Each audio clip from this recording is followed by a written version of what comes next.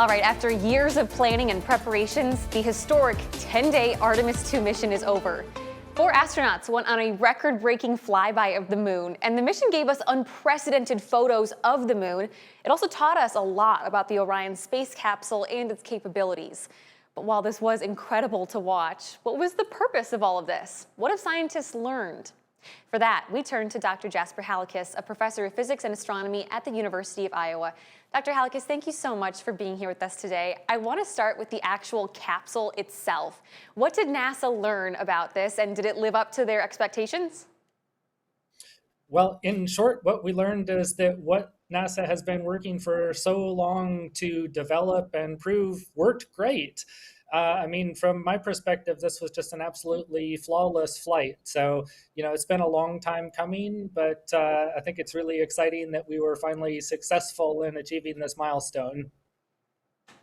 I was reading about how NASA was concerned about some of these leaks on board the capsule, and we certainly saw a couple system, maybe red flags is a good word for it, over the course of the 10-day journey, but nothing that seemed to really concern NASA. Did everything on that end work as expected? Yeah, so one of the things that this mission was designed to do was to, test the systems that we want to keep our astronauts alive in space over, a reasonably long shakedown. Eventually, what we want to do, of course, is have astronauts in space and eventually on the lunar surface for much longer periods of time.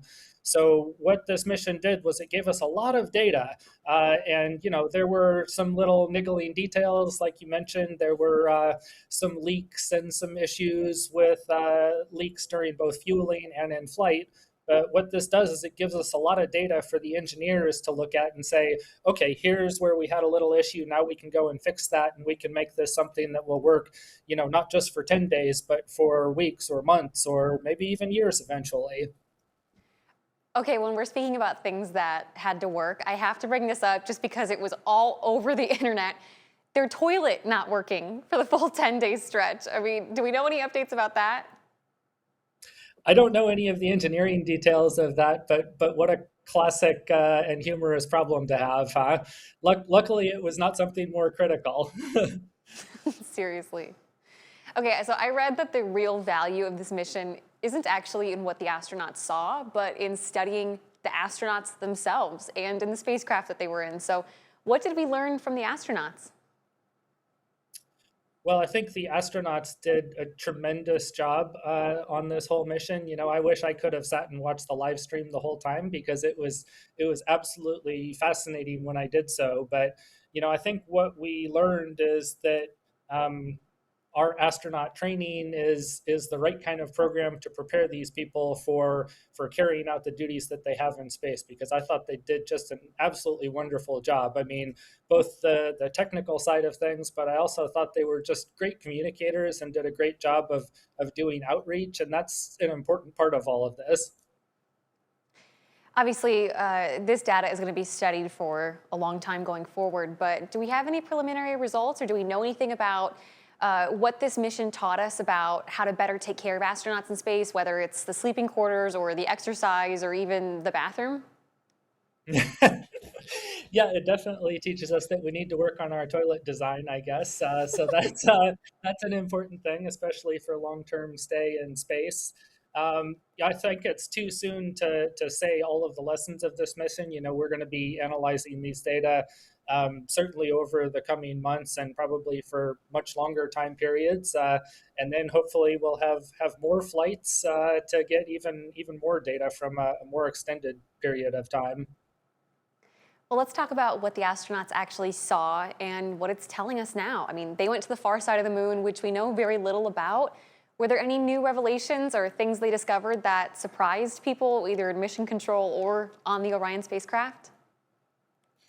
Yeah, so it's kind of fascinating, I think, because we've had lots and lots of robotic orbiters around the moon that have taken all kinds of science data and images of the surface, but it turns out that the human eye is actually just a wonderfully adapted scientific instrument. And so the astronauts were seeing things that are actually quite difficult to pick up in imagery from robotic cameras. So they were they were talking back to mission control and describing the colors and the subtle shades that they were seeing on the surface. And this provided actually a lot of scientific context that geologists on the ground are really excited about. The other thing that was kind of new and different about this is the vantage point that we had, right? So if people haven't had a chance to look at some of the images that have come down, I really encourage you to do so because there are a couple of just absolutely spectacular images. So there's one that I saw where the moon is actually covering the sun, and you can actually see the sun's atmosphere or corona as kind of a halo around the moon. So I thought that was just quite spectacular and also scientifically useful. The other image I saw that I thought was just amazing was the image where you have the moon and then you have the Earth behind it. And I think this is something that is just amazing to give perspective in how small and fragile our little world is and where it sits in the rest of the universe. So, I really encourage people to check these images out because they're just really breathtaking, I think. I love that you mentioned the importance of the human eye, because in a world that is just becoming every single day even more technology focused and technology heavy, it is so cool to think about the fact that our eyes are still, or these human functions are still the best ways forward in some of these cases. Do you have any examples for us of ways the colors looked a little bit different on the surface and what that means? Yeah, so one example I heard discussed was that they were looking at some of the impact craters on the surface. Of course, the surface of the moon has all these craters because it doesn't have an atmosphere. And so everything that has bashed into the moon over the past 4 billion years or so has left an impact there. But also, those impacts throw out ejecta. And so they throw out, kind of parts of the subsurface onto the surface. And the astronauts were describing the shades of some of these ejecta deposits and saying, hey, this looks a little bit greenish and this looks a little bit reddish. And to a trained geologist on the ground, what that's telling them is what minerals are in that ejecta. So it's telling you something about this material that was excavated from underneath the surface and thrown up onto the surface. And that's very valuable geologic information. I want to talk about the emotional weight of this mission and the impact. Watching this team, watching the live stream, you saw people all over the world that were just enamored by this.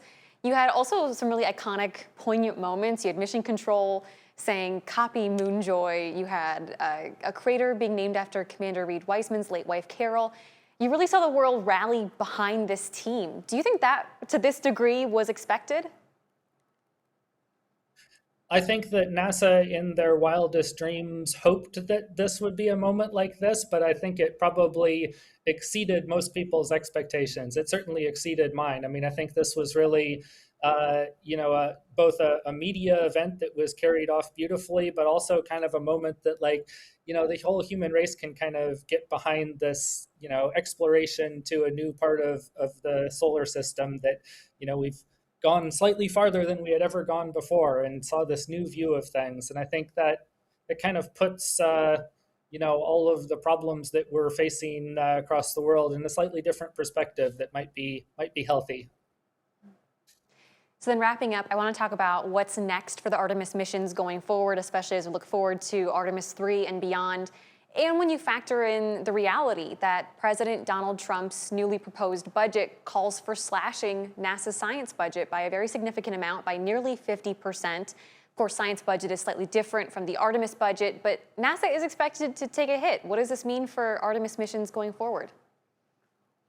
Yeah, so there's two pieces to that. There's, the plans that we have going forward with Artemis, which of course the ultimate goal of all of this is to get down to the surface. We'd like to get boots on the surface initially for short visits, but the eventual goal is to establish a sustained presence on the surface.